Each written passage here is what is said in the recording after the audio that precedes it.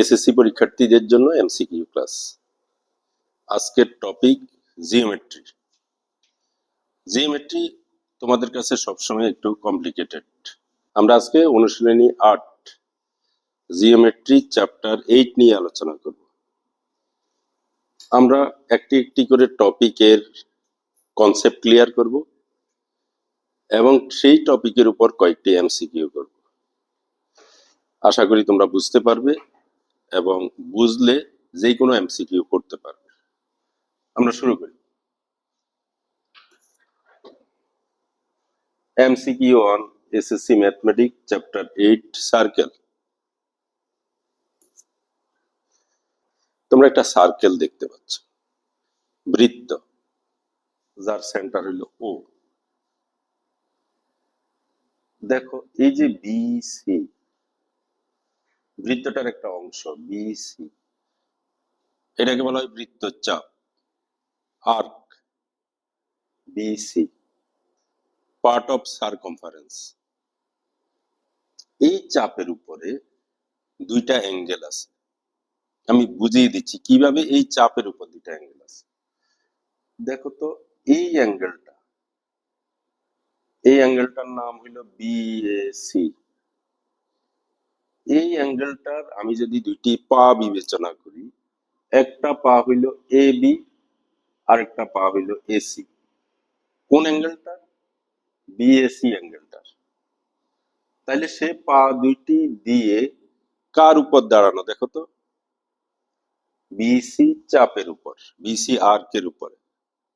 আবার দেখো তো বিওসি, আরেকটা অ্যাঙ্গেল, আরেকটা কোণ, তারও দুইটা পা আছে, একটা হইলো ও বি আর একটা হইলো ওসি। সে তার পা দিয়ে কোথায় দাঁড়ানো আছে? সেও বিসি চাপের উপরে আছে, বিসি আর্কের উপরে। এই অ্যাঙ্গেলটাকে বলা হয় অ্যাঙ্গেল এট দা সারকমফারেন্স, বৃত্তস্থ কোণ, কারণ তার শীর্ষবিন্দুটা বৃত্তের উপরে। আর এই অ্যাঙ্গেলটার নাম হইল কেন্দ্রস্থ কোণ, সেন্ট্রাল অ্যাঙ্গেল।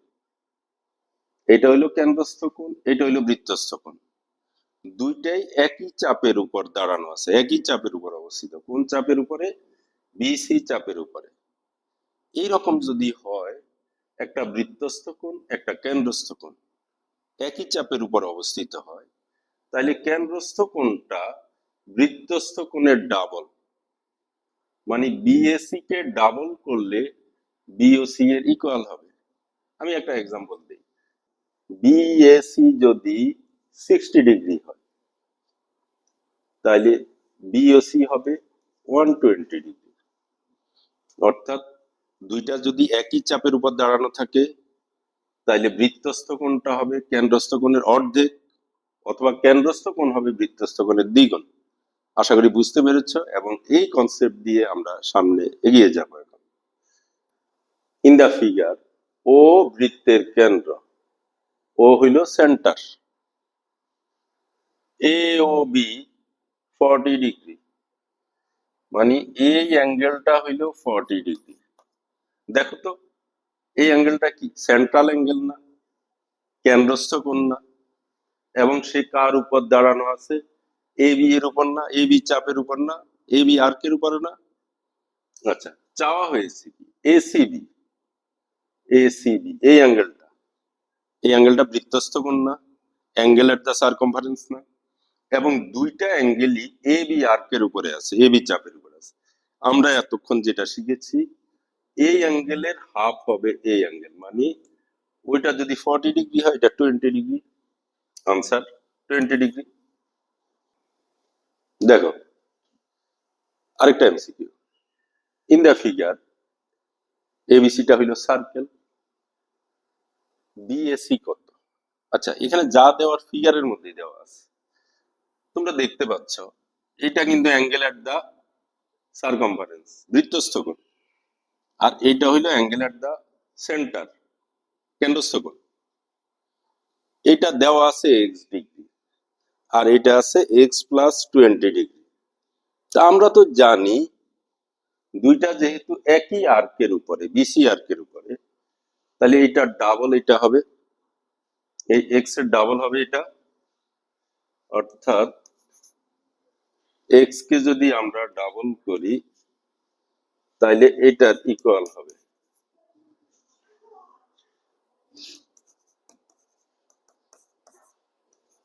এর মানে এক্স হইল 20 ডিগ্রি, আনসার হলো 20 ডিগ্রি। কোন বৃত্তের একই চাপের উপর বৃত্তস্থ কোণ ও কেন্দ্রস্থ কোণ, এটা বৃত্তস্থ কোণ, এটা কেন্দ্রস্থ কোণ। আমরা জানি কেন্দ্রস্থ কোণ বড়, এতক্ষণ যা শিখেছি। বৃত্তস্থ কোণকে ডাবল করলে, বৃত্তস্থ কোণকে ডাবল করলে কেন্দ্রস্থ কোণের সমান হয়। এটাই আমরা এতক্ষণ শিখেছি। কি চেয়েছে? ওয়াই এর মান কত, একেবারে ইজি। তাহলে আমি যদি ব্র্যাকেট উঠিয়ে দিই 4y প্লাস 20 ওয়াই প্লাস 110, এই ওয়াইটাকে যদি এই সাইডে নিয়ে আসি মাইনাস করলে 3y, আর 20 ওই সাইডে গিয়ে মাইনাস হলে 90। এই 3 দিয়ে 90 ডিভাইড করলে ওয়াই ইকুয়াল কত? 30। এর মানে আনসার হইল 30, আনসার হইল 30। আমরা আরেকটা জ্যামিতিক কনসেপ্ট নিয়ে এখন আলোচনা করব, খুবই ইম্পর্টেন্ট, খুবই। এটা দিয়ে এমসিকিউ আসেই, এইটা এবং আগেরটা মিলেও আসে। দেখো,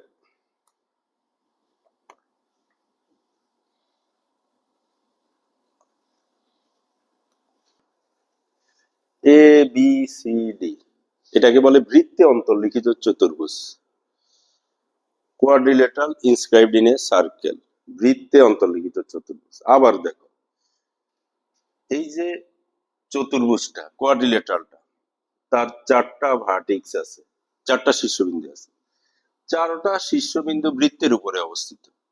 এই অবস্থায় চতুর্ভুজটাকে বলা হয় বৃত্তস্থ চতুর্ভুজ, quadrilateral inscribed in a circle. যদি এইরকম একটা কোয়াড্রিলেটারাল সার্কেলের ভিতরে ইনস্ক্রাইবড থাকে, অন্তর্লিখিত থাকে, উপপাদ্যটা কি, মানে সূত্রটা কি? এই যে অপোজিট অ্যাঙ্গেল, ডি অ্যাঙ্গেল আর বি অ্যাঙ্গেল, এই দুইটা কিন্তু অপোজিট অ্যাঙ্গেল, এই দুইটা যোগ করলে 180 ডিগ্রি হবে। আবার এই যে এই দুইটা অ্যাঙ্গেল কিন্তু অপোজিট অ্যাঙ্গেল, এই দুইটা যোগ করলেও 180 ডিগ্রি হবে। এ বি সি ডি বৃত্তে অন্তর্লিখিত চতুর্ভুজে এবিসি 110 ডিগ্রি, এবিসি হলো 110 ডিগ্রি। এবিসি কোনটা? বি পয়েন্টে আছে, এটা তোমরা বুঝতেই পারতেছো। তাহলে এডিসি কত? এটা যদি তুমি ফিগার ড্র করো, প্রয়োজনে তুমি আগের ফিগারে গিয়ে দেখতে পারো, এবিসি এর অপোজিটে কিন্তু এডিসি থাকবে। এই দেখো, এবিসি এর অপোজিটে এডিসি, এর মানে ওই অ্যাঙ্গেল দুইটা অপোজিট অ্যাঙ্গেল। কোথায়? একটা কোয়াড্রিলেটারাল, কোয়াড্রিলেটারালটা কোথায়? Inscribed in a circle. তাহলে আমরা বলতে পারি না এই অ্যাঙ্গেল দুটার যোগফল হবে 180 ডিগ্রি? এই অ্যাঙ্গেল দুটার যোগফল যদি 180 ডিগ্রি হয়, একটা 110 ডিগ্রি হইলে আরেকটা কত? একেবারে ইজি ব্যাপার, 180 থেকে কি বিয়োগ হবে? 110, তাহলে কত হবে? 70 ডিগ্রি, আনসার 70 ডিগ্রি। আরেকটা, চিত্রে ও বৃত্তের কেন্দ্র, ও হইল centre, P O Q 88 degree, এই অ্যাঙ্গেলটা হইল 88 ডিগ্রি।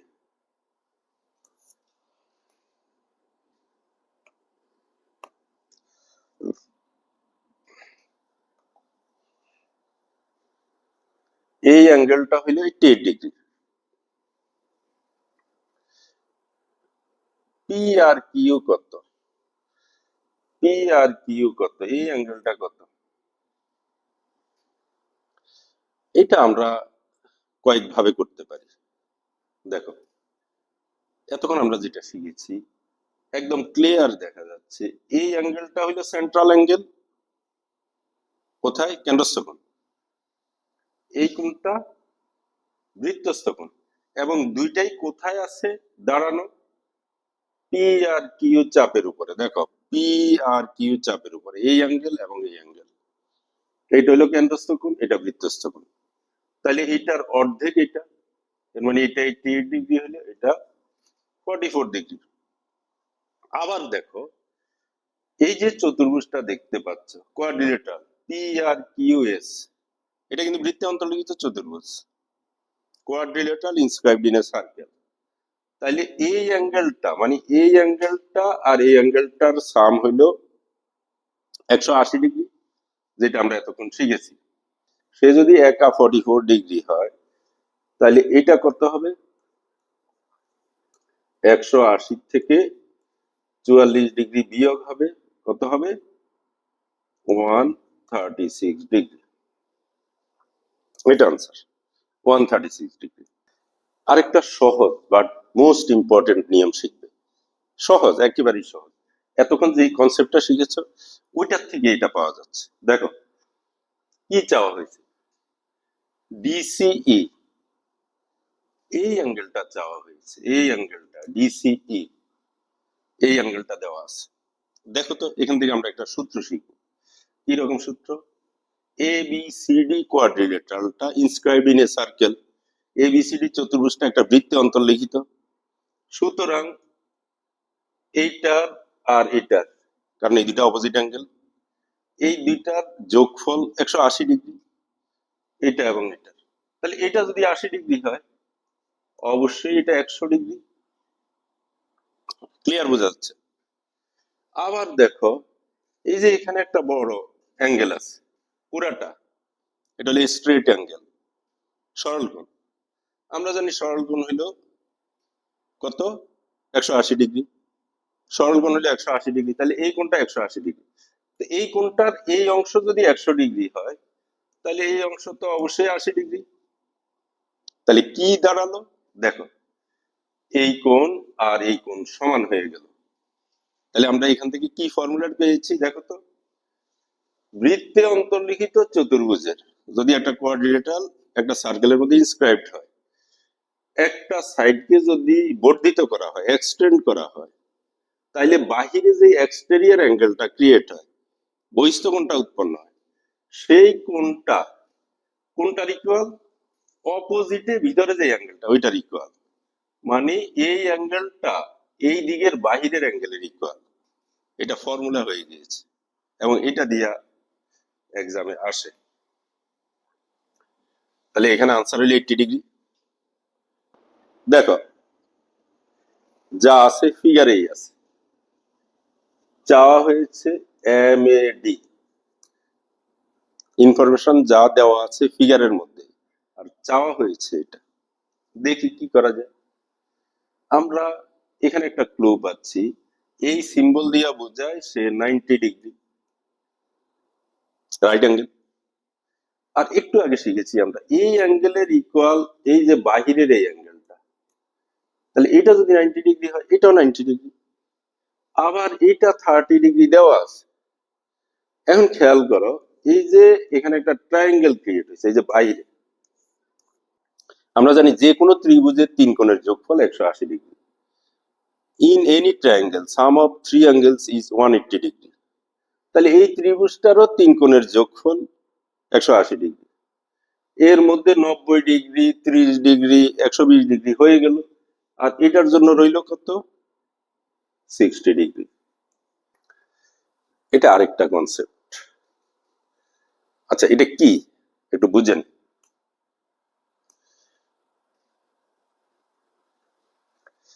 এসি ডায়ামিটার, বৃত্তের ব্যাস, ও হইল সেন্টার, বৃত্তের ব্যাস কেন্দ্র দিয়েই যায়, সে সেন্টার দিয়ে যায়।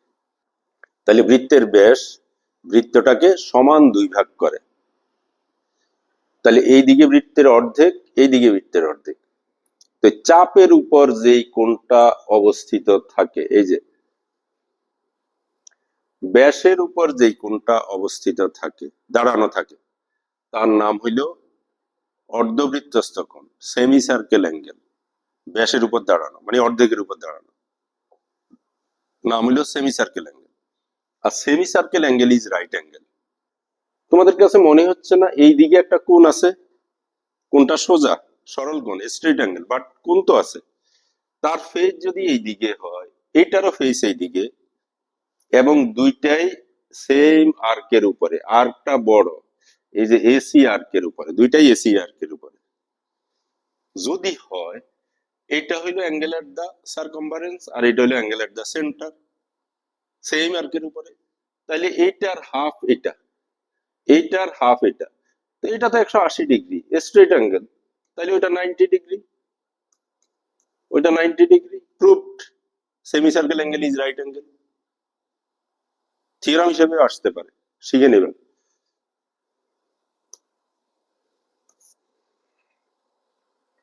দেখো কি অবস্থা, অর্ধবৃত্তস্থ কোণ কত, সেমি সার্কেল অ্যাঙ্গেল কত, যেটা এতক্ষণ শিখছো মুখস্থ, 90 ডিগ্রি রাইট অ্যাঙ্গেল। বোর্ডে এসেছে এই ফিগারটার মধ্যে, ইন দা ফিগার ও হইল সেন্টার, বিসি হইল ব্যাস, ডায়ামিটার, হাফ অফ এ কত, যা শিখেছে এতক্ষণ ওইটাই। এটা হইলো সেন্ট্রাল অ্যাঙ্গেল, এইটা হইলো অ্যাঙ্গেল এট দা সারকমফারেন্স মানে বৃত্তস্থ কোণ, তাইলে এইটা এটার হাফ, তো এটা তো 180 ডিগ্রি দেখাই যাচ্ছে স্ট্রেট অ্যাঙ্গেল, তাইলে এটা 90 ডিগ্রি। কিন্তু ওইটা চাওয়া হয় নাই, ওইটার হাফ চাওয়া হয়েছে, হাফ অফ এ, তাহলে কত ডিগ্রি, 45 ডিগ্রি, সেকেন্ডের ব্যাপার, আনসার 45 ডিগ্রি, অর্ধবৃত্তস্থ কোণ। তাহলে এই অ্যাঙ্গেলটা হইলো 90 ডিগ্রি, এই অ্যাঙ্গেলটা যদি 90 ডিগ্রি হয়, এই যে একটা ট্রায়াঙ্গেল আছে, কোন ট্রায়াঙ্গেলটা, P Q R, P Q R ট্রায়াঙ্গেলের all অ্যাঙ্গেলের সাম মানে সবগুলো কোণের যোগফল 180 ডিগ্রি, মুখস্থ জানি। তাহলে এইটা যদি একা 90 ডিগ্রি হয়, তাইলে এই দুইটার যোগফল অবশ্যই 90 ডিগ্রি, কারণ টোটাল 180 ডিগ্রি। তাইলে 6x equal to 90 degree, x এর মান কত, 15 ডিগ্রি, এক্স এর মান হলো 15 ডিগ্রি। আমরা এখন দেখব কি চাওয়া হয়েছে প্রশ্নটাতে। ও কেন্দ্র বিশিষ্ট বৃত্তে পি কিউ আর এর সম্পূরক কোণ কত, পি কিউ আর কিন্তু এইটার সম্পূরক কোণ চাওয়া হয়েছে। আগে আমরা পি কিউ আর বের করে নিই, এক্স যদি 15 ডিগ্রি হয়, তাইলে 5x হইলো 75 ডিগ্রি, এর মানে এই কোণটা 75 ডিগ্রি। তাহলে আমাদের এখন প্রশ্ন কি, 75 ডিগ্রি কোণের সম্পূরক কোণ কত ডিগ্রি, 75 ডিগ্রি অ্যাঙ্গেলের সাপ্লিমেন্টারি অ্যাঙ্গেল কত degree, what is supplementary angle, if sum of two angle is 180 degree, then they are supplementary to each other. দুইটি কোণের যোগফল যদি 180 ডিগ্রি হয়, তাদের একটিকে অপরটির সম্পূরক কোণ বলে। তাইলে একটা যদি 75 ডিগ্রি হয়, তার সম্পূরক কোণ 105 ডিগ্রি না হয়ে কি আর উপায় আছে, কারণ এই দুইটা যোগ করলে 180 ডিগ্রি হয়, 105 ডিগ্রি, 105 ডিগ্রি, এই যে এটা, এখানে একটা কনসেপ্ট আমি এখান থেকে বুঝিয়ে দিচ্ছি। ও হইল সেন্টার, এ বি হইল যে কর্ড, এমন একটা কর্ড যেটা সেন্টার দিয়ে যায় না, কারণ সেন্টার দিয়ে গেলে তাকেও কর্ড বলে, আবার তার স্পেশাল আরেকটা নাম হইল ডায়ামিটার, বেশ। তবে এ বি এখানে কর্ড, আদার দেন ডায়ামিটার মানে ডায়ামিটার না এমন একটি কর্ড। আচ্ছা এখানে কি, ও হইল সেন্টার, এখানে তাইলে থিওরামটা হইল, তুমি যদি আগে থেকে জানো ওসি এ বি এর উপর লম্ব, OC is perpendicular to A B, তাইলে বলতে পারবে C is the mid point of A B, মানে এসি সমান বিসি। আমি আবার বলি, তুমি যদি আগে থেকে জানো ওসি এ বি এর উপর লম্ব, তাইলে বলতে পারবা সি এ বি এর মধ্যবিন্দু, মানে এসি সমান বিসি। কিন্তু আগে ওইটা জানতে হবে ওসি এ বি এর উপর লম্ব। আবার ঠিক এর উল্টাটাও হয়, তুমি যদি আগে জানো সি এ বি এর মধ্যবিন্দু, মানে C is the mid point of A B, তাহলে বলতে পারবে ওসি এ বি এর উপর লম্ব, মানে একটা জানলে আরেকটা বলা যায়। ও সেন্টার,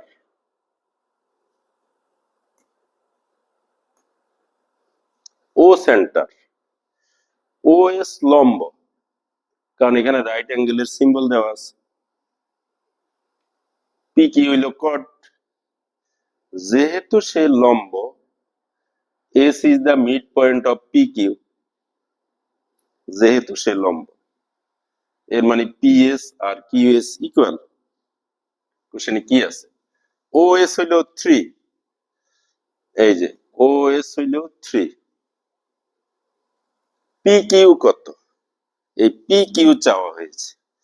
পি কিউ এর জন্য যদি আমি পি এস বের করতে পারি, পি এস কে ডাবল করলেই পি কিউ হয়ে যাবে। আচ্ছা তোমরা জানো এটা তো রাইট অ্যাঙ্গেল ট্রায়াঙ্গেল, কারণ এটা right angle 90 degree. Right angle ট্রায়াঙ্গেলে পিথাগোরাস থিওরাম অ্যাপ্লিকেবল। আর পিথাগোরাস থিওরামটা হইল কি, hypotenuse square, O P hypotenuse, opposite side of right angle, 90 degree কোণের বিপরীত বাহু। Hypotenuse square equal O S square plus P S square. এটাকে আমরা শর্ট করে এইরকম লিখতে পারি, এইভাবে লিখতে পারি। মানে এটা পিথাগোরাস থিওরাম, আর এটা পিথাগোরাস থিওরামের মানে চেঞ্জিং একটা ফর্ম বলতে পারো। এটা দিয়ে আমরা হাইপোটেনাস বের করতে পারি। আরেকটা জিনিস খেয়াল করো, যদি হাইপোটেনাস না হয়ে অন্য কোনোটা বের করতে হয়, অন্য দুইটা কিন্তু হাইপোটেনাস থেকে ছোট, অতিভুজ থেকে অন্য দুইটা বাহু ছোট, তখন পিথাগোরাস থিওরামটা কিন্তু চেঞ্জ হয়ে যায়। মানে ওএস অথবা পিএস যদি বের করতে হয় তখন মাইনাস হয়ে যায়। যেমন আমি একটা দেখাই, আমি পিএস বের করব, পিএস, পিএস সমান কি হবে, ও পি স্কোয়ার, বড়টা অবশ্যই আগে, মাইনাস আরেকটা বাহু কি, ও এস স্কোয়ার হোল রুট। আমি আবার বলি, তোমার যদি হাইপোটেনাস বের করতে হয় তাহলে ফর্মুলাটা প্লাস দিয়া, হাইপোটেনাস বাদ দিয়া যদি অন্য কোনোটা বের করতে হয় তাহলে মাইনাস দিয়া। মাইনাসের সময় অবশ্যই কি হবে, হাইপোটেনাস থেকে মাইনাস হবে, এটা মনে রাখবে। আমার এখানে বের করতে হবে কি, পিএস। দেখো তো পিএস কি হবে, ও পি এর ভ্যালু হইল 5, তাহলে 5 স্কয়ার 25, ও এস এর ভ্যালু হইল 3, তাহলে 9, 16 রুট মানে 4, এটা বের হয়ে গেল 4। আমার কাছে চাওয়া হয়েছে P Q, P Q PS এর ডাবল, এর মানে 8, এর মানে 8 হইল সেন্টার। ওপি পারপেন্ডিকুলার এখানে ফিগারে নাই, বাট দেখি পড়ে, ওপি হইল 3, কি কি আছে, OP 3, M N 8, M N 8, M N যদি 8 হয় এবং এটা যদি পারপেন্ডিকুলার হয় তাহলে পি এন হইল 4। পারপেন্ডিকুলার এখানে বলা নাই, বলা থাকতে হবে, নাইলে বের করা যাবে না। আমরা ধরে নিলাম পারপেন্ডিকুলার, তাহলে পি এন 4। তাহলে কি চাওয়া হয়েছে, ও এন হাইপোটেনাস,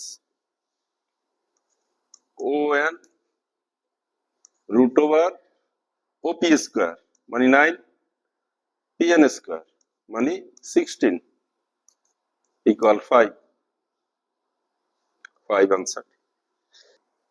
ও সেন্টার, ও বি অবশ্যই রেডিয়াস ব্যাসার্ধ, ও এন সেও রেডিয়াস ব্যাসার্ধ, লম্ব কিনা বলা নাই, তবে লম্ব থাকতে হবে, নাইলে করা যাবে না। হয় বলতে হবে এম এ বি এর মধ্যবিন্দু, অথবা বলতে হবে এটা লম্ব, দুইটার একটা। তো এখানে লম্ব দেওয়া আছে, বোঝা যাচ্ছে,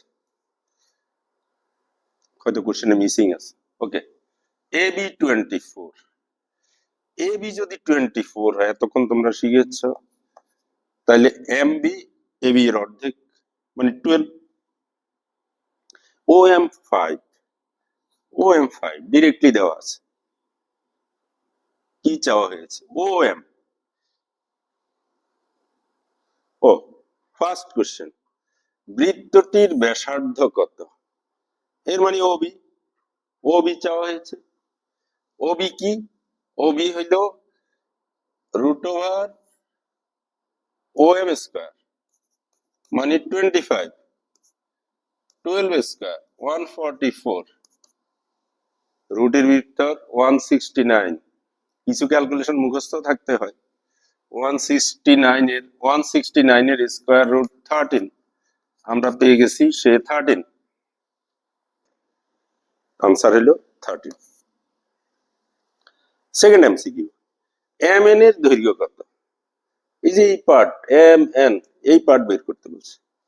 ও বি যদি 13 হয়, ও এন ও তো 13, কারণ দুইটাই ব্যাসার্ধ, রেডিয়াস, তাহলে ও এন হইল 13। খেয়াল করো, ও এন 13, ও এন 13, আর ও এম হইল 5, তাহলে ও এন থেকে ও এম মাইনাস করলে এম এন হয়ে যায় ইকুয়াল 8। খুব ইজি।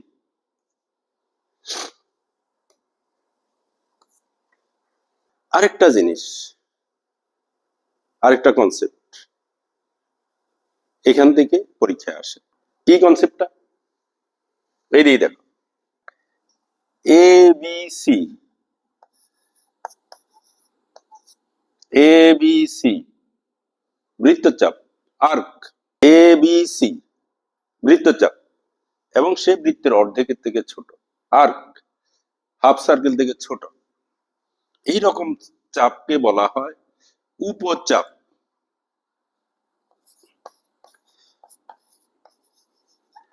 Minor arc.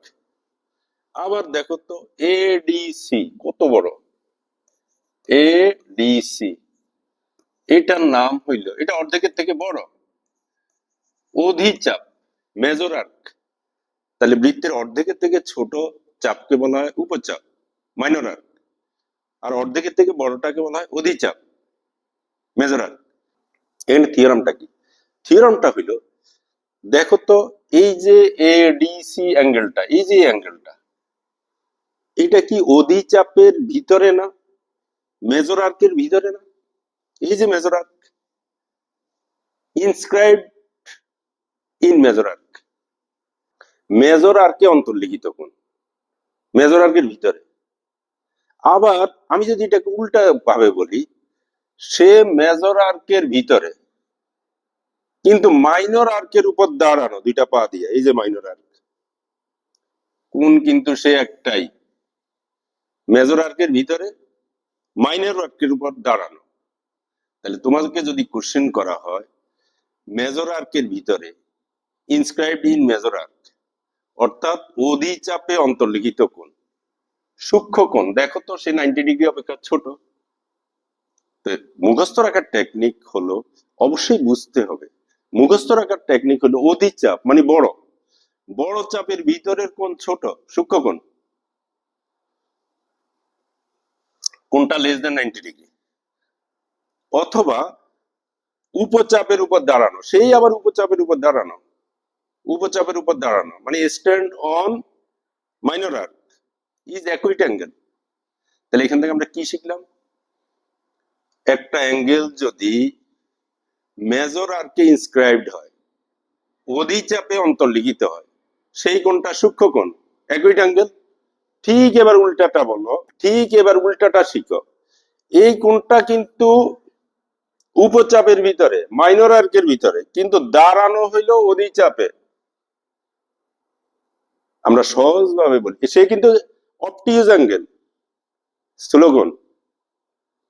এবার ফাইনালি বলি, অধিচাপে অন্তর্লিখিত কোণ inscribed in major arc is acute angle, সূক্ষ্মকোণ। ঠিক উল্টা, উপচাপে অন্তর্লিখিত কোণ অর্থাৎ ইনস্ক্রাইবড ইন মাইনর আর্ক, ওই অ্যাঙ্গেলটা হইল অবটিউজ অ্যাঙ্গেল, স্থূলকোণ। এটা দিয়ে আমরা এখানে এমসিকিউ করব।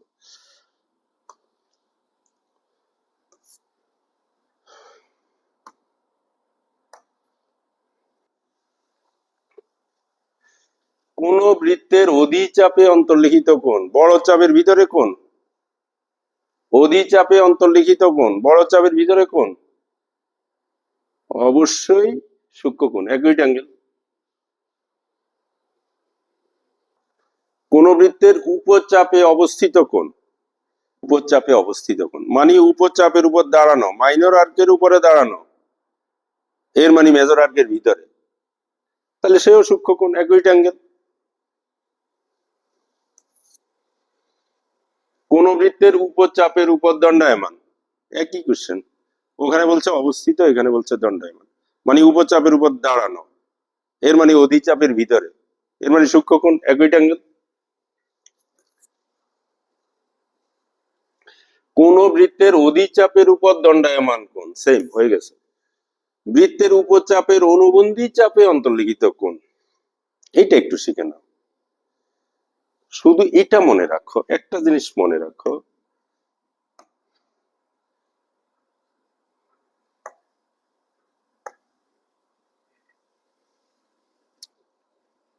মনে করো একটা বৃত্ত এখান দিয়ে কেটে ফেললাম, তাহলে এটা অধিচাপ মেজর আর্ক, আর এটা মাইনর আর্ক উপচাপ। এই যে উপচাপ, এটার অনুবন্ধী চাপ হইলো অধিচাপ, তাহলে অধিচাপের অনুবন্ধী চাপ হইলো উপচাপ, উপচাপের অনুবন্ধী অধিচাপ, অধিচাপের অনুবন্ধী উপচাপ। মেজর আর্কের supplementary arc minor arc, minor আর্কের সাপ্লিমেন্টারি আর্ক মেজর আর্ক।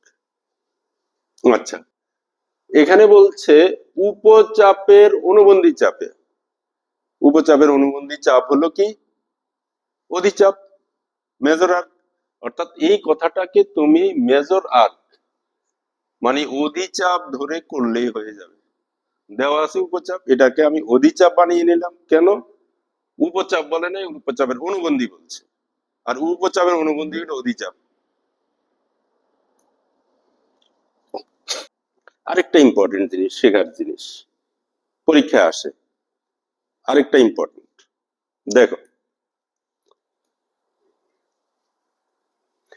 এখানে দুইটা সার্কেল, এখানে দুইটা সার্কেল, এরা টাচ করছে এক্সটার্নালি, মানে বহিস্থভাবে একটাকে একটা স্পর্শ করেছে। এখানে দুইটা বৃত্ত, দুইটা সার্কেল, এরাও একটাকে একটা টাচ করছে ইন্টারনালি, মানে অন্তস্থভাবে।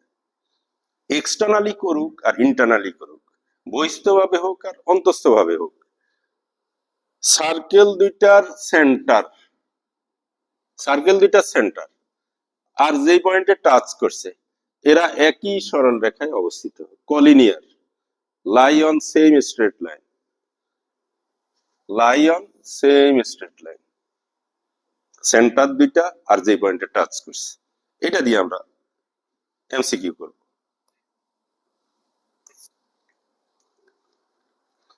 ওইটারই একটু অন্যভাবে বলি, দুইটা সার্কেল টাচ করছে এক্সটার্নালি, দেখো তো এটা হইল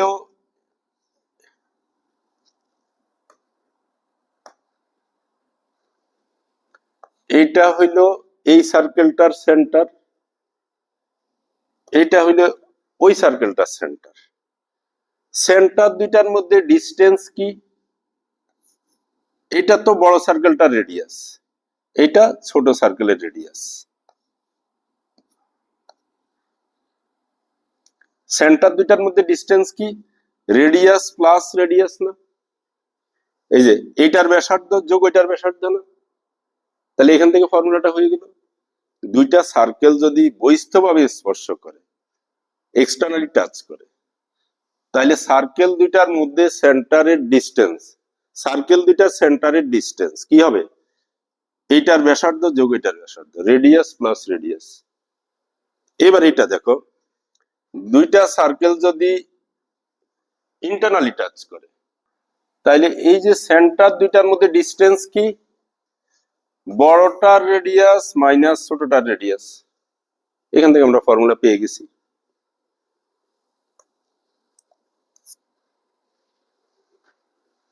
দুইটা সার্কেল টাচ করছে ইন্টারনালি,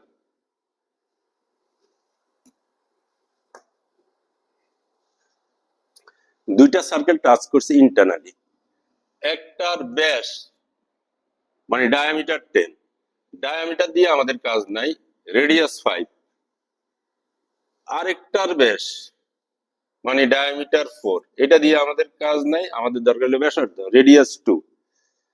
তাহলে এই দুইটার মধ্যে ডিস্টেন্স কত? এটা কিন্তু ইন্টারনাল, আর ইন্টারনাল হইলে কি হয়? মাইনাস হয় 3। এটা আমরা একটু আগে শিখেছি, এই যে 3। একটি বৃত্তের ব্যাস 12 সেন্টিমিটার এবং অপর একটি বৃত্তের ব্যাসার্ধ 3। খেয়াল করো, একটা ব্যাস মানে ডায়ামিটার, ডায়ামিটার দিয়ে আমার কাজ নাই, আমার দরকার রেডিয়াস 6, আর ওইটার রেডিয়াস আছে। এই দুইটা কি করছে? এক্সটার্নাল টাচ করছে, বই স্পর্শ করেছে। তাহলে সেন্টার দুইটার মধ্যে ডিস্টেন্স কি হবে? রেডিয়াস প্লাস রেডিয়াস মানে 9। তিনটা সার্কেল একটাকে একটা টাচ করছে এইভাবে। দেখো, তিনটা সার্কেল একটাকে একটা টাচ করছে, এইভাবে টাচ করছে। এখন এখানে কি বলছে? একটা ডায়ামিটার হইল 3, ডায়ামিটার 3 মানে রেডিয়াস হইল 1.5, রেডিয়াস হইল 1.5, রেডিয়াস 2.5। এখন এই যে সেন্টার গুলা যদি আমি জয়েন করি, যে ট্রায়াঙ্গেলটা পাওয়া গেছে ওইটার পরিসীমা চাওয়া হয়েছে পেরিমিটার। পেরিমিটার কি? সাম অফ অল সাইডস, তিন বাহুর যোগফল। এখন দেখো তো, এটা যদি 3 সেন্টিমিটার এটার ব্যাস হয়, তাহলে এটা 1.5, এটা 1.5, কারণ এটা রেডিয়াস। এটার যদি 4 সেন্টিমিটার ব্যাস হয়, তাহলে রেডিয়াস হলো 2, এটা রেডিয়াস, এটা রেডিয়াস একই রকম, এটা 2.5, এটা 2.5। এখন সাম অফ অল সাইড, বাহুগুলার যোগফল কি হবে? বাহুগুলার যোগফল হয়ে যাবে, এটা যোগ করলে 5, এটা যোগ করলে 4, এটা যোগ করলে 3। 5 3 8 4 12, আনসার হইলো 12।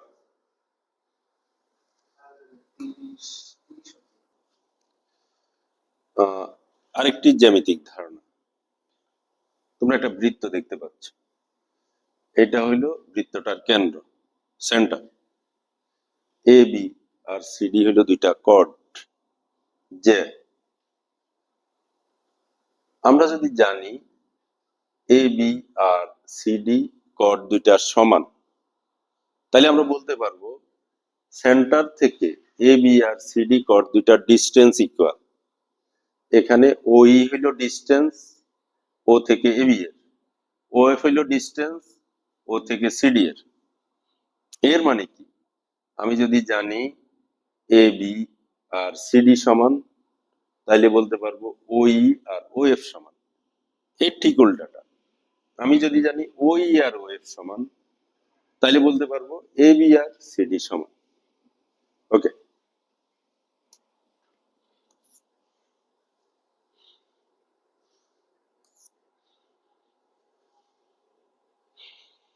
আর একটা সার্কেল, এই সার্কেলের বাইরে একটা পয়েন্ট পি, পি থেকে দুইটা ট্যানজেন্ট, একটা পি এ আর একটা পিবি। ট্যানজেন্ট দুইটা সার্কেলটাকে এ আর বি পয়েন্টে টাচ করেছে। এই অবস্থায় পি এ সমান পিবি হবে। যদি বাহিরের একটা পয়েন্ট থেকে দুইটা ট্যানজেন্ট মানে স্পর্শক বৃত্তটাকে টাচ করে, তাইলে ওই পয়েন্ট থেকে যেই পয়েন্টে টাচ করেছে ওই পয়েন্ট দুইটার ডিস্টেন্স ইকুয়াল, মানে পি এ ইকুয়াল পিবি। দেখো, একটা সার্কেল, সেন্টার হইল ও, দুইটা ট্যানজেন্ট, একটা পি এ একটা পিবি। পি এ টাচ করেছে এ পয়েন্টে, পিবি টাচ করেছে বি পয়েন্টে। এই অবস্থায় আছে, কি চাওয়া হয়েছে? এ ও বি 100 ডিগ্রি, মানে এই কোণটা হইল 100 ডিগ্রি। তাইলে এ পি বি কত, মানে এটা কত? এখানে একটা থিওরাম আছে, তোমরা হয়তো জানো। সেটা হইল, এই যে পি এ স্পর্শক ট্যানজেন্ট, আর এটা হইল রেডিয়াস। ট্যানজেন্ট রেডিয়াস, স্পর্শক ব্যাসার্ধ, এরকম যদি হয় এই অ্যাঙ্গেলটা 90 ডিগ্রি, এটা একটা থিওরাম। তাহলে তো এই অ্যাঙ্গেলটা 90 ডিগ্রি, এটা 90 ডিগ্রি, এটা 90 ডিগ্রি। দেখো PBO একটা কোয়াড্রিলেটারাল চতুর্ভুজ। আমরা জানি চতুর্ভুজের চার কোণের যোগফল হইল 360 ডিগ্রি। তাহলে এই চতুর্ভুজটারও চার কোণের যোগফল 360 ডিগ্রি। এর মধ্যে এটা 90 ডিগ্রি, এটা 90 ডিগ্রি, 180 ডিগ্রি। তাহলে এই দুইটার জন্য থাকলো কতটুকু? আরো 180 ডিগ্রি। এর মধ্যে এইটা যদি 100 ডিগ্রি হয়, এটা 80 ডিগ্রি না হয়ে আর উপায় নেই। এটা আনসার। বৃত্তে অন্তর্লিখিত সামান্তরিক একটি, আচ্ছা সামান্তরিক কত রকমের হয় দেখো তো। আয়তক্ষেত্র সামান্তরিক, চার বাহু সমান। বর্গক্ষেত্র সামান্তরিক, চার বাহু সমান। রম্বস সামান্তরিক,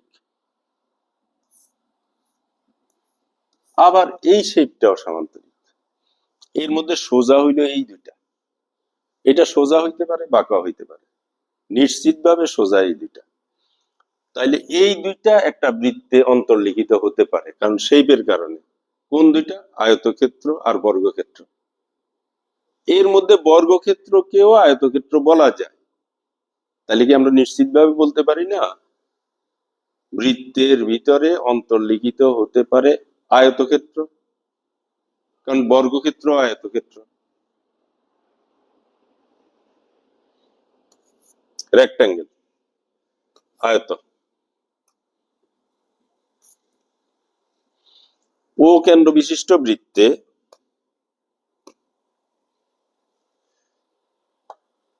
ও সেন্টার, ও একটি ব্যাসার্ধ, ও এ রেডিয়াস, এ বিন্দুতে কতটি স্পর্শক অঙ্কন করা যায়? একটা সার্কেলের উপর একটা পয়েন্টে ট্যানজেন্ট একটাই হয়, একটাই হয়। এটা আনসার। দুইটি বৃত্ত পরস্পরকে ছেদ করলে তাদের মধ্যে সর্বাধিক কতটি সাধারণ স্পর্শক হয়? দেখো ইন্টারসেক্ট করছে, ছেদ করছে, কমন ট্যানজেন্ট। তাহলে কমন ট্যানজেন্ট এখান দিয়ে একটা হইতে পারে, কমন ট্যানজেন্ট এখান দিয়ে একটা হইতে পারে। মাঝ দিয়ে হওয়ার সুযোগ নেই, কারণ ইন্টারসেক্ট করছে মানে ছেদ করছে। তাহলে কয়টি? দুইটি। একটি সরলরেখা একটি বৃত্তকে সর্বাধিক কয়টি বিন্দুতে ছেদ করতে পারে? একটা সরলরেখা,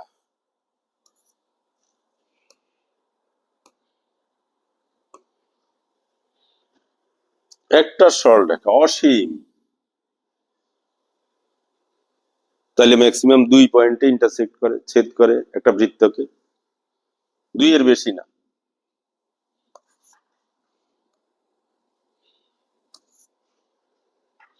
দুইটি বৃত্ত সর্বদা কতটি সাধারণ স্পর্শক আঁকা যায়? দুইটি বৃত্তে, বৃত্ত দুইটা কি অবস্থায় আছে ওইটা বলেনি, ধরে নিলাম এইভাবে। তাহলে কমন ট্যানজেন্ট কয়টা হইতে পারে আমি দেখি। এই দেখো, এই একটা কমন ট্যানজেন্ট হইতে পারে, এখান দিয়ে একটা হইতে পারে, এখান দিয়ে, এখান দিয়ে একটা হইতে পারে, এখান দিয়ে হইতে পারে। এর মধ্যে এই দুইটা হইলো সোজা আর এই দুইটা হইলো তির্যক, টোটাল 4টি।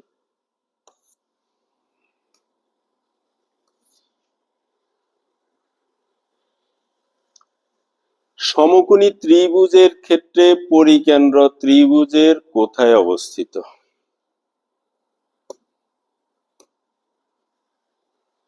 ধরে নিলাম এটা সমকোণী ত্রিভুজ, এই যে ত্রিভুজটা দেখা যাচ্ছে এটা সমকোণী ত্রিভুজ, আর এটা হইলো তার পরিবৃত্ত। এটা সমকোণী ত্রিভুজ, এটা হইলো পরিবৃত্ত। এই পরিবৃত্তর কেন্দ্র কোথায়? আচ্ছা এটা যদি সমকোণ হয়, এটা হইলো অতিভুজ, অতিভুজের মধ্যবিন্দুটা হইলো পরিবৃত্তের কেন্দ্র মানে পরিকেন্দ্র। তাহলে পরিকেন্দ্র কোথায় অবস্থিত? অতিভুজের উপরে। জ্যামিতি সবসময় তোমাদের জন্য একটু কমপ্লিকেটেড। আশা করি যেই কনসেপ্ট গুলো নিয়ে আলোচনা করা হয়েছে যেই কনসেপ্ট গুলো নিয়ে আলোচনা করা হয়েছে, এগুলো যদি তোমরা প্র্যাকটিস করো তেমন কোনো সমস্যা হবে না। আশা করি ভালো করবে। ধন্যবাদ।